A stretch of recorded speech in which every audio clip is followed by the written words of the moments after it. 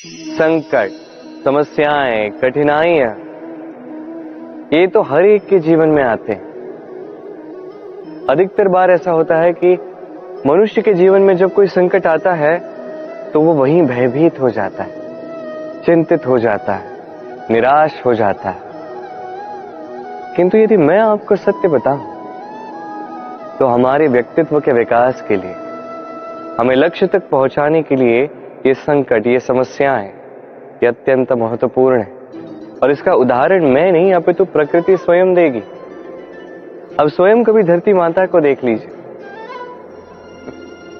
धरती माता सूर्य का ताप सहती है, क्यों? ताकि धरती पर जो जल है वो वाष्प बनकर ऊपर जाए, मेघ बने और धरती पर पुनः एक बार वर्षा करे, नया जीवन दान दे। वही बात कीजिए पतझड़ की तो वृक्ष को देखिए।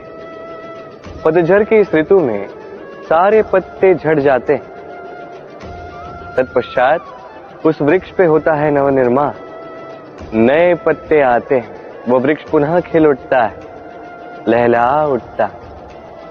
ऐसी आपके जीवन में संकट, कठिनाइयां, समस्याएं ये तो आते ही रहेंगे। आपको इससे भयभीत नहीं होना है, पीछे नहीं हटना है, निराश नहीं होना है, अपितु डटकर साहस के साथ उसका सामना करना। ये करना आप सीख जाएंगे तो आप स्वयं देखेंगे कि यही संकट, यही समस्याएं, यही कठिनाइयां आपको बल प्रदान करें। आइए और मेरे साथ प्रेम से कहिए राधे राधे। जब हम जीवन में अपने लक्ष्य की ओर अग्रसर होते हैं तो कई सारे लोग हमें सलाह देते हैं कि आप ये कीजिए, आपको वो करना चाहिए, आपको उस आदर्श व्यक्ति की भांति उस मार्ग पे चलना चाहिए। हमें अच्छा लगता है, हम उसका अनुसरण करने लगते हैं, क्योंकि उस मार्ग पे 1 अथवा 10 लोग चल के अपने लक्ष्य को प्राप्त कर चुके हैं। अब उन लोगों को उस मार्ग पे चल के लक्ष्य की प्राप्ति हुई, क्या इसका अर्थ ये भी है कि हमें भी अवश्य होगी? आवश्यक नहीं। मैं आपसे सरल सा प्रश्न पूछता, क्या वो आदर्श व्यक्ति आप हैं?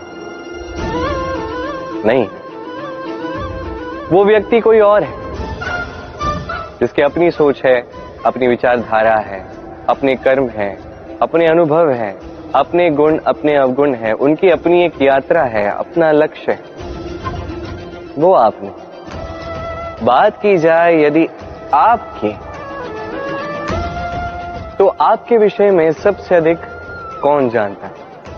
आपकी यात्रा, आपके लक्ष्य के विषय में, आपकी सोच, आपकी विचारधारा, आपके कर्म के विषय में, आपकी कामना के विषय में, आपके अनुभवों के विषय में, इन सब के विषय में सबसे अधिक यदि कोई जानता है तो वो है स्वयं आप। तो अपने जीवन में किस मार्ग को चुनना है और कैसे आगे बढ़ना है, ये चयन भी श्रेष्ठ होगा यदि आप ही के हाथ में हो। आप अपने जीवन का आकलन कीजिए, समझिए और अपने लक्ष्य को जाकर प्राप्त कर लीजिए। कुछ इस प्रकार उदाहरण इस संसार के समक्ष प्रस्तुत कीजिए कि भीड़ आपके मार्ग पर चलने के लिए आतुर हो जाए।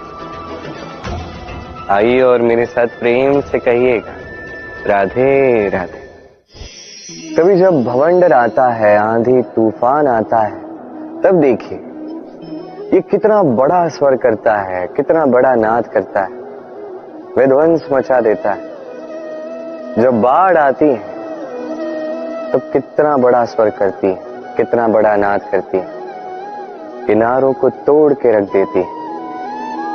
वहीं किसी वृक्ष को देखिए, शांति से खड़ा रहता है, मौन, और अपना कर्म करता है, छाया देता है, फल देता है, कोई बड़ा स्वर नहीं, कोई नाद नहीं। नदी की बात की जाए तो नदी जो बहती है, खेतों को सींचती है, वनस्पतियों को प्राण देती है, हमें पीने के लिए जल देती है, इतना महान कार्य करती है, कोई बड़ा स्वर नहीं, कोई बड़ा नाद नहीं। ये सीख है। इस संसार में जो भी महान कार्य करते हैं मौन होकर अपना कर्म करते जाते हैं, क्योंकि उन्हें पता है महत्व स्वर का नहीं कर्म का। और जो रुद्र का साथ देते हैं, नाद करते हैं, वो केवल विध्वंस मचाते हैं। आप मौन रहकर कर्म करते करते महान बनना चाहते हैं या रुद्र का साथ देकर केवल विध्वंस मचाना चाहते हैं? निर्णय आपका है। आइए और मेरे साथ प्रेम से कहिएगा, राधे राधे।